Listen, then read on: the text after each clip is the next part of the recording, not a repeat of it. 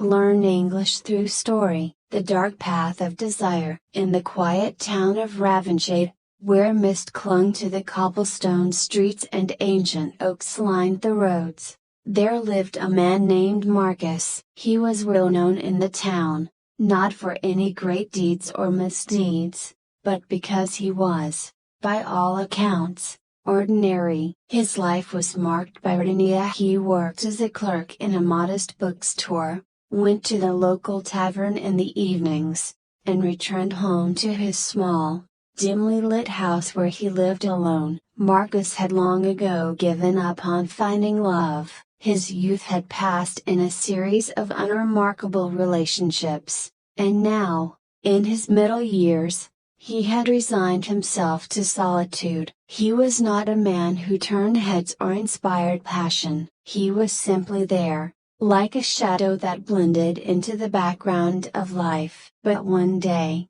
everything changed. It was a cold autumn evening when she first appeared. Her name was Serafina, and she was unlike any woman Marcus had ever encountered. She wandered into the bookstore just before closing, her presence commanding the room. Tall, with raven black hair that cascaded down her back and eyes the color of polished onyx, she moved with a grace that seemed almost otherworldly.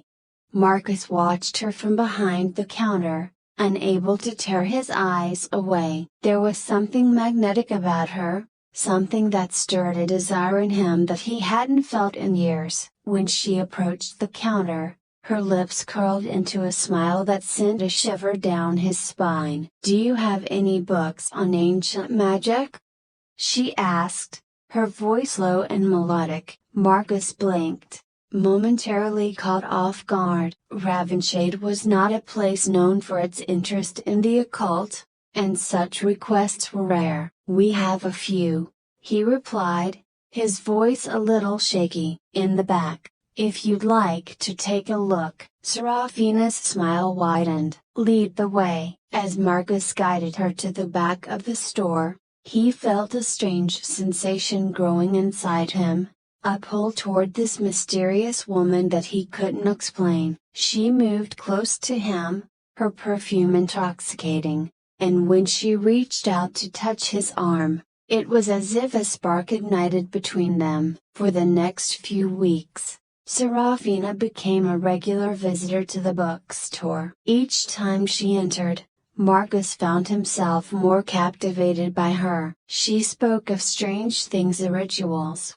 dark magic, and hidden desires that lay dormant in every human soul. Marcus, who had always considered himself rational and grounded, found himself drawn into her world, a world that existed just beyond the veil of reality, where desire could be shaped and controlled like a flame in the hands of a skilled magician. One night, after closing the bookstore, Serafina invited Marcus to her home. He hesitated at first, but the allure of her presence, the way she made him feel, was too strong to resist. Her house stood at the edge of the town, a sprawling mansion that had long been abandoned before she arrived. It was as mysterious as she was dark, grand, and filled with shadows that seemed to move on their own. As they sat in the dimly lit parlor, Serafina offered him a glass of red wine. Marcus accepted, though he noticed a strange metallic taste as he sipped. He felt lightheaded, and the room seemed to shift around him. "I know what you desire, Marcus," she whispered, her voice wrapping around him like a spell. "I can give it to you." Marcus's heart raced. What did she mean? He had never spoken of his desires, had barely acknowledged them to himself. But somehow, she knew. "Everyone has hidden desires," she continued, her dark eyes boring into his. "Most people suppress them, bury them deep, but those desires never disappear. They grow, Marcus, until they consume you." "I don't understand," Marcus replied, though he could feel the truth of her words in his very bones. "I can help you," Serafina said, leaning closer. I can unlock your deepest desires. But you must trust me." Marcus hesitated. He had always lived a life of control, of predictability. But the allure of Serafina, the pull of something darker and deeper within himself, was impossible to resist. He nodded, and that single act sealed his fate. Over the following months, Serafina introduced Marcus to rituals and practices that awakened parts of him he had never known existed. She taught him how to harness his desires, to shape them, to feed them. At first, it was thrilling. Marcus felt alive for the first time in years. He became more confident, more daring, and people in the town began to notice. Women who had once ignored him now looked at him with interest. He was no longer the invisible man he had been for so long. But with each new ritual, each deeper exploration of his desires, something darker grew inside him. What had started as simple attraction soon became obsession. He found himself craving power, control, and, most disturbingly, the ability to bend others to his will. The rituals Serafina guided him through became more dangerous, more intoxicating, and Marcus began to lose himself in them. One night, as they performed a particularly powerful ritual, Marcus felt something shift inside him. He had crossed a line, though he couldn't quite explain how. His desires, once a source of excitement, now consumed him. He became erratic, his thoughts dominated by lust, greed, and an insatiable hunger for more. The people of Ravenshade, who had once been drawn to Marcus's newfound charisma, began to distance themselves. They sensed something off about him, something dangerous. He was no longer the quiet, unassuming man they had known. There was a darkness in him now, one that frightened even those who had once admired him. One evening, after weeks of growing isolation, Marcus confronted Serafina. He had grown tired of the rituals, tired of the way she controlled him, manipulated him. He wanted to stop, but the pull of the power she offered was too strong. "I can't do this anymore," he told her,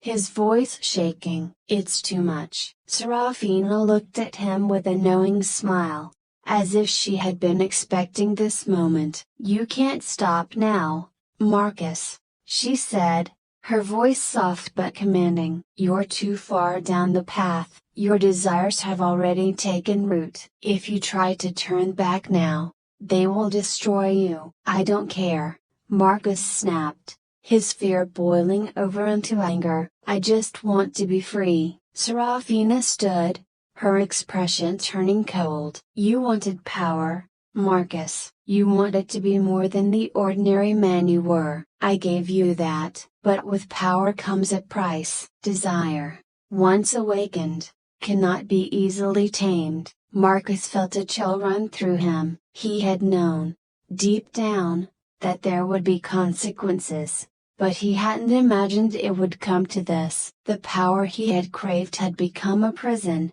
and he was trapped. In a fit of desperation, Marcus lunged at Serafina, his mind clouded with rage and fear. But as he reached for her, she simply stepped aside, her movements fluid and effortless. With a wave of her hand, Marcus felt himself thrown back, his body slamming into the wall with a force that knocked the breath from his lungs.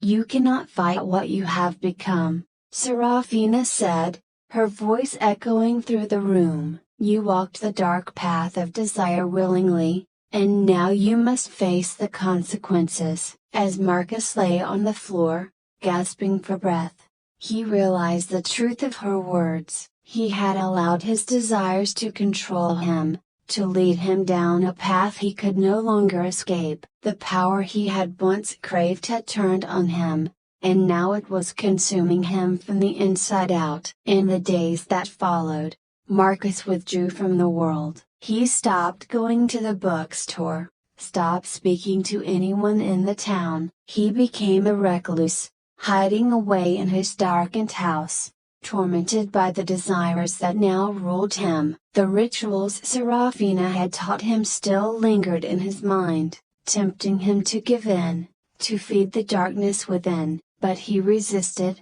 knowing that to do so would only drag him deeper into the abyss. Serafina, for her part, disappeared from Ravenshade as mysteriously as she had arrived. Some said she had moved on to another town, seeking another soul to lead down the dark path. Others whispered that she was something more than human, a creature of darkness that fed on the desires of the weak and the lonely. As for Marcus, he became a cautionary tale in Ravenshade, a reminder of the dangers of giving into one's darkest desires. His once ordinary life, now marked by madness and regret, stood as a warning to all who might be tempted to stray too far down the dark path of desire.